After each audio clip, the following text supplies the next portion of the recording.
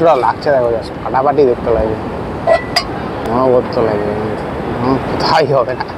Marine ড্রাইভের অবস্থা দেখো, জল দাঁড়িয়ে গেছে পুরো, প্যান্ট ভিজে গেল, জুতো ভিজে গেছে।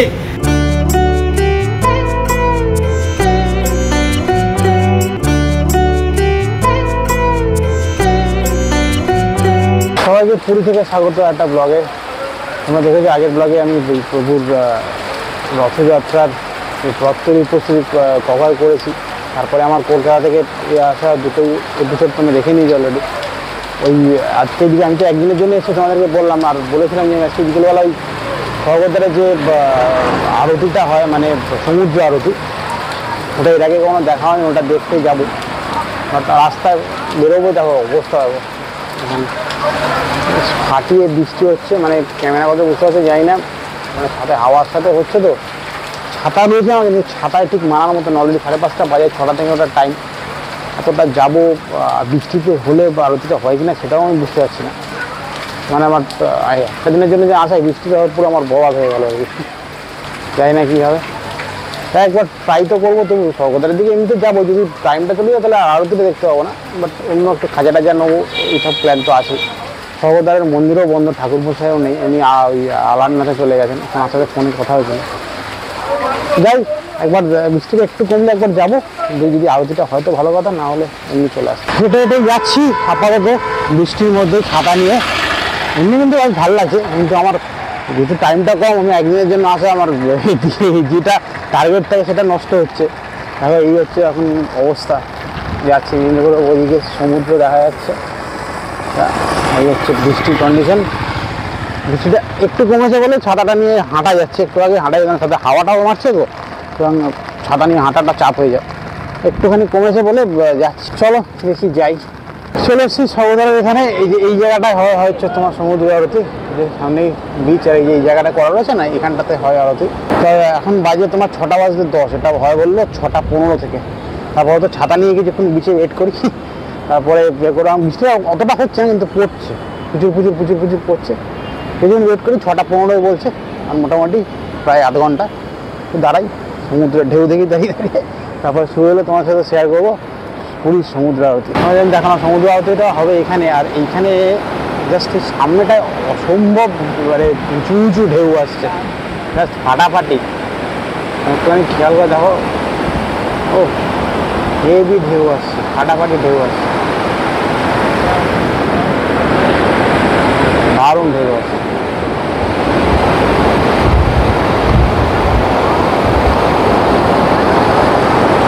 এখনো দেরি আছে, আরতির এখানে দাঁড়িয়েছি দাওয়ার কাছে চা খেতে। আর এদিকে আকাশটাও কালো তো, মানে সমুদ্রটা লাগছে দেখো, জাস্ট ফাটাফাটি দেখতে লাগবে।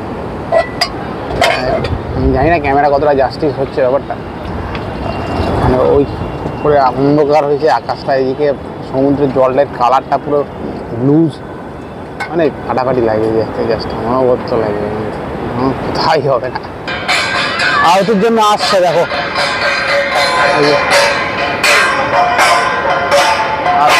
এই জায়গাটাই হবে আরতি।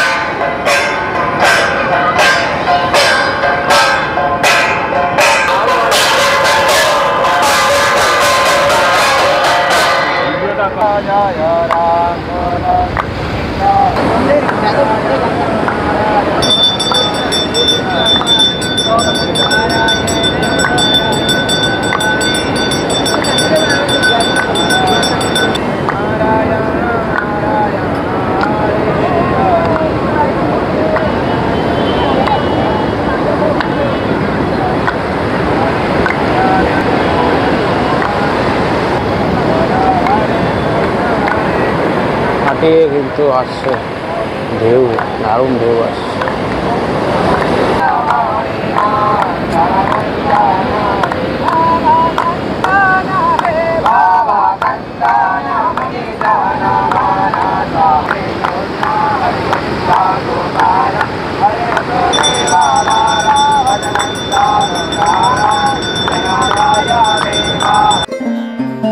পুরীতে এই সমুদ্র আরতি আমি আগে দেখিনি, সেদিন আরতি প্রথম দেখলাম। অসাধারণ লাগলো এই সমুদ্র আরতি।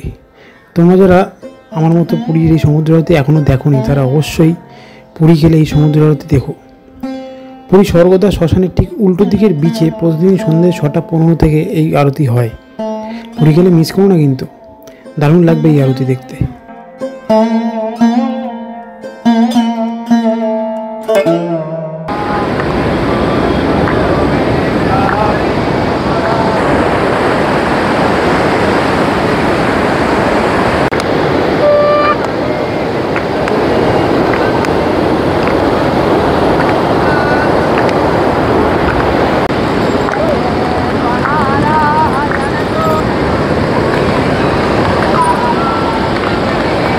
সমুদ্র আরতি কমপ্লিট হলো, আর আবারও জোরে বৃষ্টি, সাথে যা লাইটিং হচ্ছে না, মানে ভাবা যাচ্ছে না। সমুদ্রের উপর লাইটিংটা পড়ছে তো মানে দেখতে হেবি লাগছে, কিন্তু ভয় লাগছে ওর সাথে।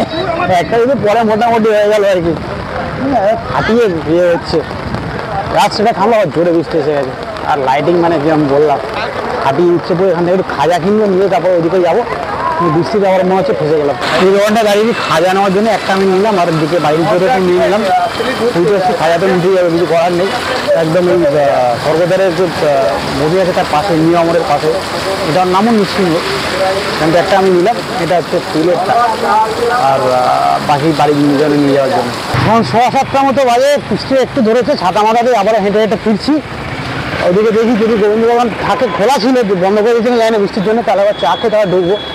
পুরো অ্যাডভেঞ্চার হয়ে যাচ্ছে, মানে এমন বৃষ্টির সাথে লাইটিং, আর এক্ষুনি পুরো মেইনটাই বন্ধ হয়ে গেছে কারেন্ট, মানে জাস্ট কয়েক সেকেন্ডের জন্য পুরো অন্ধকার হয়ে গেল, চলে গেল, অন্ধকার হয়ে গেল, মানে হয়ে গেল। রাস্তায় মোটামুটি জল দাঁড়িয়ে গেছে, দাঁড়াও তোমায় দেখাচ্ছি, দেখো ট্রেন ড্রাইভের অবস্থা দেখো, জল দাঁড়িয়ে গেছে পুরো। কিন্তু হাঁটতে সমস্যা হচ্ছে, দিক দিয়ে গাড়িতে ওপরটা উঠে যেতে হবে, পুরো জল রাস্তায়। চলে এসেছি হোটেলে, আর মোটামুটি ওই সুপ প্যালেস যে হোটেলটা রয়েছে এখানে, যার উপর মিট্রো ক্যাফে, ওইখানে পুরো হাঁটু অবধি জল, পুরো প্যান্ট ভিজে গেল, জুতো ভিজে গেছে। এসে এইখানকার এখানে হোটেল থেকে যে দাদা আছে ওর থেকে জুতো নিয়ে, মানে চটি নিয়ে পড়লাম, জামা কাপড় ছাড়লাম, এসে ছাড়তে এসে আনন্দের সাথে আটা মাছি আর চা বলেছি, চা খাবো। সেই আরও আসার সময় দেখুন গোবিন্দ দোকান বন্ধ করছে, বৃষ্টি কনস্ট্যান্ট পড়ে যাচ্ছে, ওরও আর খুলে রাখতে পারছে না, মধ্যে ভিজে গেলাম। জানি না, মোটামুটি কেটে গেল একটা দিন প্রায়।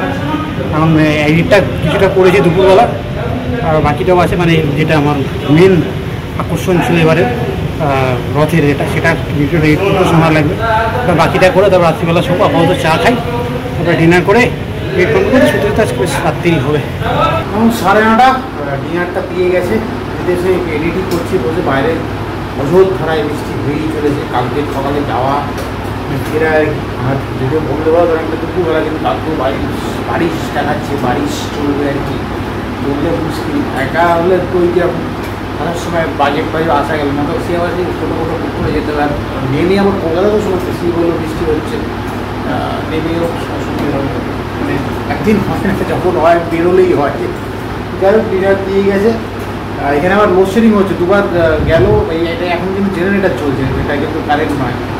যাই হোক, এই যে ডিনারটা দিয়ে গেছে, তার আমি আগে খুলে নিই, তারপর তোমায় দেখাচ্ছি। এই যে রুটি, পনির বাটার মশলা আর ভুজিয়া। পনির বাটার মশলা আমি বলেছিলাম হাফ করে দিতে, ফুল প্লেট 10 পিস পনির, একা কি খাবে, ওই জন্য এটাকে হাফ করিয়ে নিয়েছি। এই হলো আমার ডিনার। আমার একদিনের একাকি পুরী যাওয়া এইভাবেই কেটে গেল। বৃষ্টির জন্য সন্ধ্যাটা একটু মাটি হয়ে গেল। পুরী বিচের সন্ধ্যেবেলা যে অসাধারণ ভাইবস, সেটা মিস হয়ে গেল। যাই হোক, কিছু করার নেই, কেটে গেল দেখতে দেখতে একটা দিন। আগামীকাল ফেরার বেলা। পরের পর্বে শেয়ার করব আমার বন্দে ভারতে করে পুরী থেকে কলকাতা ফেরার গল্প। আজকের ভিডিওটা ভালো লেগে থাকলে অবশ্যই একটা লাইক করে দেবো। যারা আমাদের পরিবারের সদস্য এখনো হয়নি, তারা চ্যানেলটা সাবস্ক্রাইব করে পরিবারের সদস্য হয়ে যাও। চলো আজকের মতো এইটুকুই, দেখা হবে পরের পর্বে। সবাই ভালো থেকো, সুস্থ থেকো। আজকের মতো টাটা।